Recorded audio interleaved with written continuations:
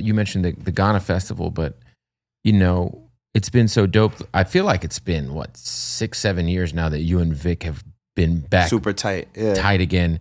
That was, you know, I was such a big fan of Kids These Days, and obviously all your early shit, 10-day tape, and I think like you guys. I always think about like the what ifs, like man, what if they never would have stopped fucking with each other? But how dope has it been? Because he just put out an incredible body of work that you got to go spend some money on. You know what I'm saying? Which go get Sundiata now.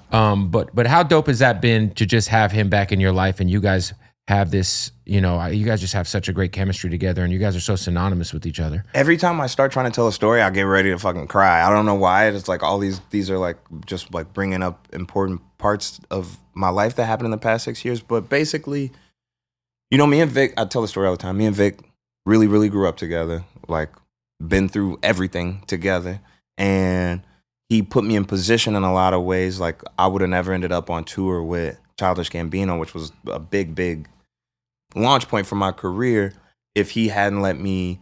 I used to be a roadie for Kids These Days, so I would, you know, help with the drums, help with like certain shit. And then Vic started having me come up and spit this verse during, I think it was a song called Hard Times. And I'm not on the record, but he would just have me come out and like, spaz do my verse. Yeah. And I got seen by their publicist who also represented Kids These Days. And he was like, well, the roadie's pretty good. You know what I'm saying? You got a mixtape or something? I gave him 10-day, which wasn't even finished yet, but like a version of it. He showed it to Donald Glover, and Donald Glover asked me to be on tour. So, and that's just one like situation. Like there's so many different things that I probably, if I just sat down and thought about it. Was that the Asher Roth tour?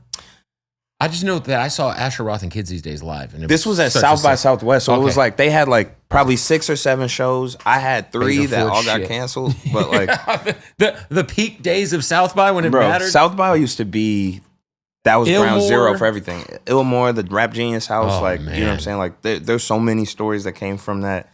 But I don't want to you know, get you off the path of. Oh, sorry about me and Vic. Yeah. So, you know, I don't have to go too deep into it, but we fell out at one point, you know, for a little while, and also that's like, I don't even want to characterize it like that because we honestly fell out a million times. Right. You know what I'm saying? Since before we got on, and like that's just life. That's just how it goes. You know what I'm saying? I think we're just such yin and yang, like kindred spirits, though, that like that just was bound to happen. But one of the greatest things that ever happened was I had a vulnerable moment with my dad where he was like, this is in 2021, I think. He was like, yo, we need to put together, you know, a dinner with the people that help build you and that you also help build. There's a lot of people that came out in this era from 2013 to 2017 that, you know, were my friends, childhood friends, or people like that I, you know, grew up with and around, that we all, like, because of that era of like Chicago really going up, we all created, you know, names for ourselves, businesses. And he was like, I want to invite all of those people that are in all these different industries now to come out to dinner, and you tell them that you're working on a project. And I was like, all right, for sure. You know what I'm saying?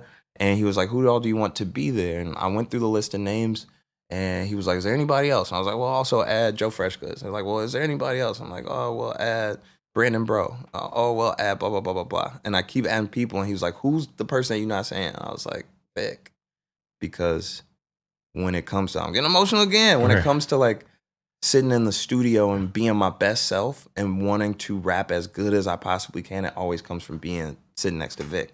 And we had that dinner, and I'll just be honest, like, you know, now in the past year, everybody that was at that dinner has been activated. Shout out Mary McKean, shout out Brandon Bro, who did the artwork for that album.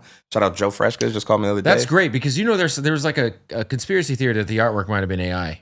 I think that's a concerted. Did you see that? Yeah. I saw that on Twitter. I was like, I know when I saw the artwork, I knew what we were getting. I was like, oh, this is that acid rap coloring book vibe. No, yeah. You know what I'm saying? No, Brandon is like, he's just such a phenomenal artist, man. And like across so many different mediums. And I think after this project, people will tune into his other works. Like he's really raw at what's called augmented reality and a lot of like tech art. Right.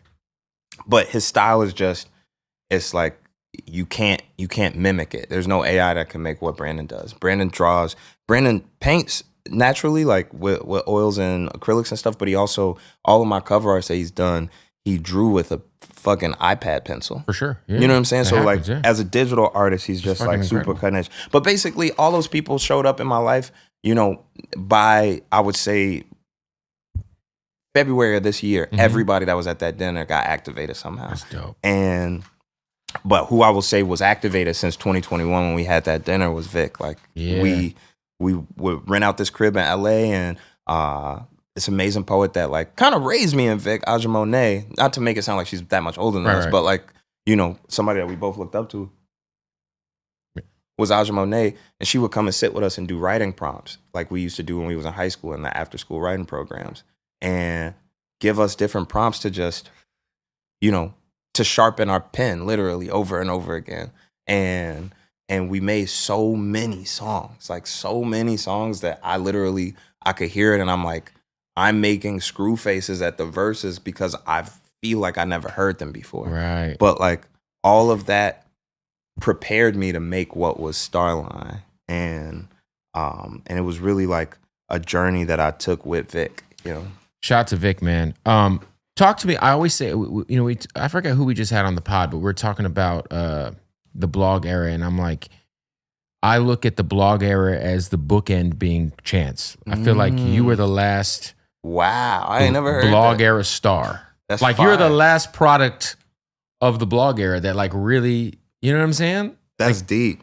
I feel like acid rap kind of was like it was like, and but that whole entire era, I feel like kind of all came together on this Mac Miller tour. Yeah.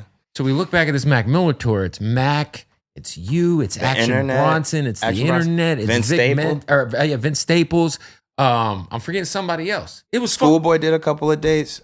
For some reason in my mind, I want to say Donald did some dates, but I know that's not true. It was insane though. Yeah. Action Bronson. Yes. Schoolboy, and one other person came on for a few days. Meek Mill did a date in Philly. Crazy, by the way. If you go and you got to see Mac Miller, Meek Mill, Chance the Rapper, I mean, that's no, that tour raised me, yo. Like I went and raised me fast, and I have a whole record that's like not a whole record, but you know, I talk about it on the record on the outro. Like the year before that, I went on tour with Donald. Donald is 10 years older than me and very, very like mature and meticulous in his decision making, and his whole tour is his family and friends that he grew up with. Right. And that taught me a lot of the ways to operate smart.